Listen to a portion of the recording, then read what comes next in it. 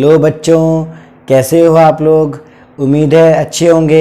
बच्चों, संधारित्र के श्रेणीक्रम संयोजन के बाद आज हम पढ़ेंगे बच्चों संधारित्रों का समांतर क्रम संयोजन। जैसा कि आपने पहले पढ़ा था, हम जब संधारित्रों को श्रेणीक्रम में जोड़ते हैं, ठीक है, तो कुल धारिता का मान क्या होता है, कम होता है। ठीक है, तो आज हम ये देखेंगे कि अगर हमारे पास दो या दो से अधिक संधारित्र होते हैं जिनको हम जोड़े किसमें, समांतर क्रम में, ठीक है, तो कुल धारिता पे क्या प्रभाव पड़ने वाला है। ठीक है, तो देखिए थ्योरी में हमने देखो ये माना है बच्चों कि मान लीजिए आपके पास दो संधारित्र हैं न्यूनतम। ठीक है, मान लीजिए मेरे पास धारिता ये क्या है, C1 है इसकी, ये मेरे पास प्रथम संधारित्र है। ठीक है, और ये इसका पहला वायर और ये दूसरा वायर। जहाँ हम ये कहें ये जो तार है इसे हमने नाम दिया प्रथम तार और इसे हमने नाम क्या दिया, दूसरा तार। ठीक है, प्रथम प्लेट से जुड़ा हुआ होगा ये और जुड़ा हुआ किससे होगा, दूसरी प्लेट से। ठीक है, ऐसा ही मेरे पास एक और संधारित्र है जिसकी धारिता का मान थोड़ा अलग है, वो हमने कितना मान लिया, C2।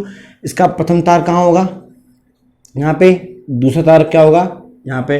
तो बच्चों श्रेणीक्रम संयोजन में आपने पढ़ा था कि दूसरी प्लेट जो होती है, दूसरी प्लेट का जो तार होता है वो जुड़ा हुआ होता है दूसरे संधारित्र के प्रथम प्लेट से। ठीक है, तो आज हम पढ़ रहे हैं समांतर क्रम। तो देखो बच्चों उसमें क्या होता है कि दो संधारित्र जो होते हैं जो हमने लिए हैं C1 और C2, उनके दोनों ही तार, दोनों ही क्या होने चाहिए, सिरे जुड़े हुए होने चाहिए। जैसे प्रथम संधारित्र की प्रथम प्लेट ये है और दूसरे संधारित्र की दूसरी प्लेट, पहली प्लेट ये है, तो ये जुड़ी हुई होनी चाहिए किससे, इससे।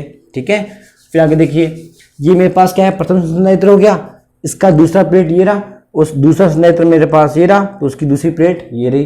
ठीक है, तो इस प्रकार से इन दोनों को मैंने जोड़ दिया। अब ये दोनों किसमें है, समांतर क्रम में है। ठीक है, आपको मैंने समझाया भी था। जैसे मान लीजिए दो दोस्त हैं, ठीक है, जिन्होंने अपने दोनों के हाथ ऐसे यूं थाम रखे हैं। ठीक है, तो दोनों बंदे किसमें है, पैरेलल में है। ठीक है, वो चीज़ है। ठीक है, ध्यान देगा।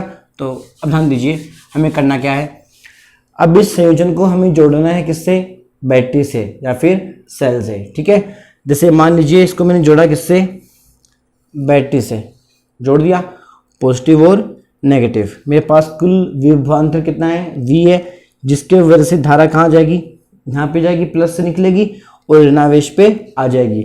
जब धारा यहाँ पहुँचेगी तो बच्चों, वैसे तो आपने अभी पढ़ा नहीं है संधि के बारे में, किरचॉफ के नियम से हम पहले पढ़ेंगे संधि क्या होती है।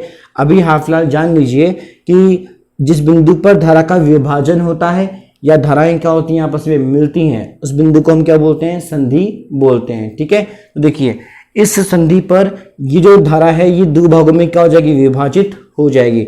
C1 जो संधारित्र है इससे मान लीजिए मेरे पास I1 धारा क्या हो रही है, प्रवाहित हो रही है, और C2 से धारा कौन सी प्रवाहित हो रही है, I2 धारा। ठीक है, और आपको पता है धारा का मान अलग अलग है, तो ये दोनों ही जो संधारित्र हैं ये दोनों ही विभिन्न आवेश क्या करेंगे, संग्रहित करेंगे। मतलब मान लीजिए मेरे पास ये Q1 आवेश संग्रहित करेगा और ये कौन सा आवेश संग्रहित करेगा, दूसरा Q2 आवेश संग्रहित करेगा। ठीक है, तो वो चीज़ है। फिर देखिए I1 धारा यहाँ पे आएगी, I2 धारा यहाँ पे आ जाएगी, दोनों आपस क्या होंगी, मिलेंगी, तो क्या बनाएगी, I1 प्लस I2। ठीक है, तो बच्चों ये तो हमारा हो गया परिपथ चित्र। ठीक है, अब देखिए सबसे पहले इसके टॉपिक के अंदर आप परिभाषा लिखोगे कि समांतर क्रम संयोजन है क्या। ठीक है, वैसे तो आपको मैंने अभी बताया था, फिर भी सुन लीजिए। जब दो संधारित्रों की प्रथम प्लेट के सिरे आपस में जुड़े हुए हों तथा दूसरे सिरे आपस में जुड़े हुए हों, ठीक है, तो इस प्रकार का जो संयोजन होता है उसे हम क्या बोलते हैं, समांतर क्रम संयोजन बोलते हैं। और ऐसे संयोजन में धाराओं का मान क्या होता है, अलग अलग होता है, क्योंकि देखो धारा क्या हो गई, विभाजित हो गई। ठीक है, तो धारा का मान तो यहाँ पे क्या होता है, अलग अलग होता है, लेकिन विभवांतर जो होता है उसका मान क्या रहता है, समान रहता है। मतलब जो विभवांतर आपने दिया है इन दोनों को, वही विभवांतर V यहाँ पर भी उत्पन्न होगा और यहाँ पर भी उत्पन्न होगा। ठीक है, ये आपको मैं बता चुका हूँ पहले भी। ठीक है, तो देखिए यहाँ से यहाँ तक मेरे पास जो विभवांतर होगा, मान लीजिए कितना है, V1 है, और यहाँ से V है, और यहाँ से यहाँ तक का जो विभवांतर है मान लीजिए मेरे पास ये कितना है, V है। ठीक है, दोनों में V समान है। ठीक है, धारा का मान क्या है, अलग अलग है। ठीक है, ये चीज़ है।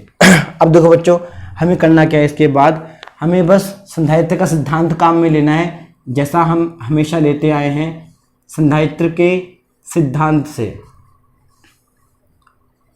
संधारित्र के सिद्धांत से आपको पता है Q बराबर कितना होता है, CV होता है। ठीक है, अब देखिए यहाँ आवेश का मान क्या है, अलग अलग है।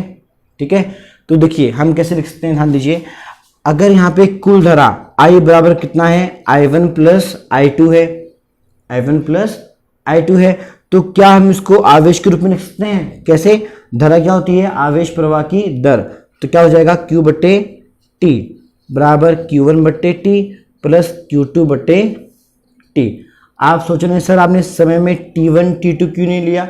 तो देखिए दोनों ही संधारित्रों में समान समय के लिए धारा क्या होगी, बहेगी, तो इसलिए यहाँ पे समय का मान क्या होगा, समान रहेगा। ठीक है, तो T से T के मान क्या हो जाएंगे, कैंसिल आउट हो जाएंगे। तो आगे पास जो मुख्य समीकरण बचेगा वो बचेगा Q बराबर Q1 प्लस Q2, मतलब कुल आवेश कितना बचेगा, Q1 प्लस Q2।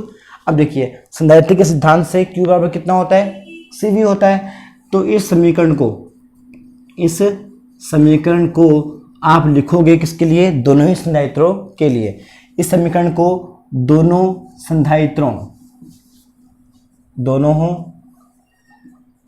संधारित्रों के लिए लिखने पर देखिए क्या आएगा, Q1 बराबर C1 गुणा में कितना, V। क्यों रहेगा, देखिए धारिता का मान अलग अलग है और विभवांतर का मान क्या है, समान है। ठीक है, अब देखिए Q1 को हम कैसे लिखेंगे, ध्यान देना, भाषा के रूप में प्रथम संधारित्र द्वारा संग्रहित आवेश, मैंने इसको पूरा नहीं लिखा, आप लिखना संग्रहित आवेश। ठीक है, अब देखिए इसी प्रकार से जो मेरे पास Q2 आएगा उसमें कैसे लिखूंगा, C2 इंटू V, क्योंकि देखिए धारिता का मान अलग अलग है और आवेश का मान वे सभी क्या है, अलग अलग है। ठीक है, फिर देखिए यहाँ पे क्या जाएगा, द्वितीय संधारित्र द्वारा संग्रहित आवेश। ये भाषा आपको लिखनी होती है ताकि न्यूमेरिकल में काम में आए। ठीक है, न्यूमेरिकल में अक्सर पूछा जाता है ऐसे न्यूमेरिकल्स के अंदर। ठीक है, हम बाद में न्यूमेरिकल्स करेंगे। अब देखिए ये Q1 Q2 का मान आप कहाँ रख दोगे, समीकरण नंबर 1 में। ठीक है, तो देखिए जैसे आपने किया था श्रेणी क्रम संयोजन में, इस समीकरण के दाएं पक्ष को आपने बदल दिया किसमें, C1V और C2V के रूप में। तो जो बायां पक्ष होता है कुल आवेश जो है Q, उसे भी आपको बदलना होता है किसके रूप में, CV के रूप में। चूंकि यह कुल आवेश है तो देखिए यहाँ कुल आवेश है तो यहाँ पे क्या आएगा, कुल धारिता को बच्चों यहाँ पे हम लिखते हैं CP। क्या लिखते हैं, CP। क्यों लिखते हैं, समांतर क्रम को इंग्लिश में क्या बोलते हैं, पैरेलल कॉम्बिनेशन, तो P आता है। ठीक है, और इसे कैसे पढ़ेंगे, समांतर क्रम संयोजन में तुल्य धारिता, इस संपूर्ण परिपथ की धारिता। ठीक है, CP। और आपको पता है V में कोई बदलाव है नहीं, तो V सब में क्या है, समान है। V यहाँ पर भी समान है, यहाँ पर भी और यहाँ पर भी। ठीक है, इन समीकरण से V का मान आप कॉमन लोगे तो यहाँ से क्या हो जाएगा, कैंसिल आउट हो जाएगा। तो आपके पास क्या बचेगा, CP बराबर C1 प्लस C2। ठीक है, तो ये बच्चा हमारे पास क्या आ गया, महत्वपूर्ण सूत्र आ गया। ठीक है, अब जिस प्रकार से हमने श्रेणीक्रम संयोजन में पढ़े थे कुछ विशेष तथ्य, इसी प्रकार से उसी क्रम में हम क्या पढ़ेंगे, इसमें भी विशेष तथ्य पढ़ेंगे। जैसे प्रथम तथ्य क्या होगा, ध्यान दीजिए, अगर 2 या 2 से अधिक संधारित्र होते, 2 या 2 से अधिक क्या होते, संधारित्र होते, C1 C2 C3। ठीक है, तो ये जो समीकरण होता है ये कैसा बनता, C1 plus C2 plus C3 dash dash dash dash plus Cn, और यहाँ पे क्या आता, कुल धारिता CP। पहली बात तो ये। दूसरी बात क्या है, ध्यान दीजिए कि अगर सभी संधारित्रों की धारिता क्या रहे, समान रहे, मतलब इस समीकरण में अगर हम C1 बराबर C2 बराबर क्या मान लें, Cn पूरा क्या मान लें, C के बराबर मान लें। ठीक है, तो आप देखिए क्या आएगा कि जैसे यहाँ पे CC आएगा हर तरफ, तो C plus dash dash dash plus में C, यहाँ मेरे पास क्या जाएगा, CP।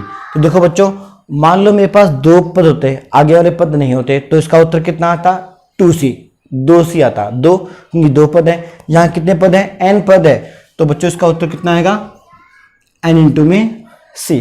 ठीक है, एन का मतलब क्या है, जितने संधारित्र जुड़ेंगे उसमें गुणा हो जाएगा समान धारिता के लिए। ठीक है, तो इतना आप वीडियो को पॉज करके इतना आप लिख लो, फिर अब इसके आगे हम बढ़ेंगे। ठीक है, तो इतना करने के बाद देखो बच्चों, ये तो हो गया हमारे पास प्रथम तथ्य।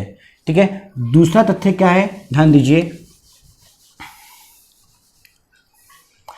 आपको इस सूत्र की तुलना करनी होती है किससे, CS के सूत्र से। उसमें क्या था, C1C2 बटे C1 प्लस C2।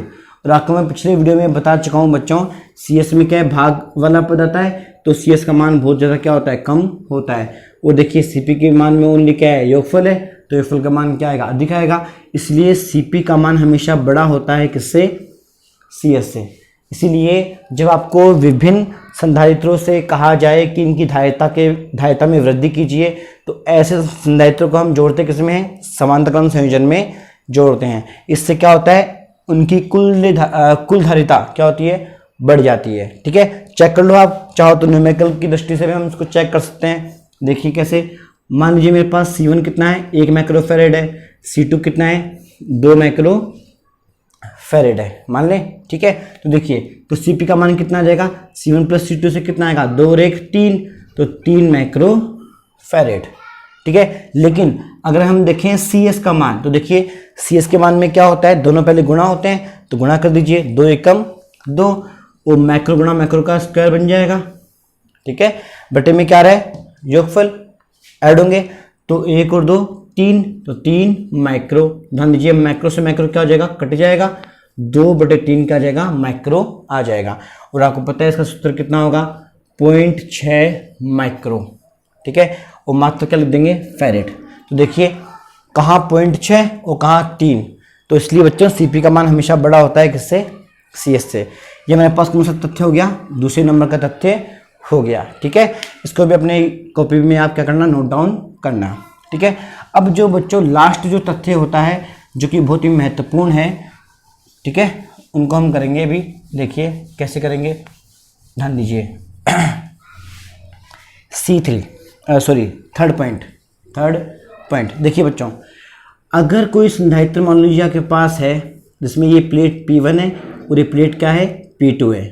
ठीक है, और इसमें विभिन्न प्रकार के परावर्तित पदार्थों को भरा गया है, कैसे, क्षैतिज रूप में, क्षैतिज रूप में। ठीक है, जैसे आपको याद होगा मेरा पिछला वीडियो, तो हमने पढ़ा था श्रेणीक्रम संयोजन, उसमें हमने किसकी बात की थी, कि दोनों प्लेटों के मध्य ऊर्ध्वाधर रूप से भरे हुए थे कौन, परावर्तित पदार्थ। आज कैसे भरेंगे अपन, क्षैतिज रूप से, क्षैतिज रूप से। ठीक है, तो देखिए, जैसे मान लीजिए यहाँ से यहाँ तक जो मेरे पास प्रथम पदार्थ है, उसका परावर्तितांक कितना है, एप्सिलॉन R1, और इसकी जस्ट नीचे कौन सा है, एप्सिलॉन R2। इस प्रकार से नीचे तक क्या आएगा, लास्ट तक एप्सिलॉन Rn आएगा। ठीक है, तो बच्चों ऐसे संयोजन को हम तुल्य मानते हैं किसके, जब इन सभी संधारित्रों को हम क्या कर दें, समांतर क्रम में जोड़ दें। कैसे जोड़ेंगे, देखिए ये एक ही तार है। ठीक है, तो उसको हमने एक तार ले लिया। ठीक है, फिर देखिए यहाँ भी एक तार है, ये वाला तार, इसको हमने अलग ले लिया। अब हमने इनको अलग अलग करना है, तो ये जो संधारित्र होगा, इसकी ये प्लेटों को हमने क्या माना, अलग अलग माना। किस रूप में, इस रूप में। इसे हमने क्या बोल दिया, एप्सिलॉन R1। नीचे वाला क्या है, एप्सिलॉन R2, तो इसके लिए हमने अलग से तार की आवश्यकता होती है, तो हमने यहाँ पे क्या लिख दिया, एप्सिलॉन R2। और इसी प्रकार से डैश डैश डैश करके लास्ट में क्या जाएगा, एप्सिलॉन Rn। ठीक है बच्चों, तो आप हमेशा ध्यान रखिए, क्षैतिज रूप में जब भरे होते हैं परावर्तित पदार्थ विभिन्न प्रकार के, तो उनको हम क्या मानते हैं, समांतर संयोजन के तुल्य मानते हैं। ठीक है, क्योंकि इनके दोनों ही सिरे आपस में जुड़े हुए होते हैं। तो देखिए ये दोनों सिरे जुड़े हुए हैं यहाँ पे, ठीक है, और यहाँ पे कॉमन आ रहा है, इसलिए ऐसा माना जाता है। ठीक है बच्चों, तो वीडियो अच्छा लगे तो लाइक और शेयर सब्सक्राइब करना ना भूलें। बच्चों नेक्स्ट वीडियो में हम पढ़ेंगे इसके बारे में कुछ न्यूमेरिकल्स। ठीक है।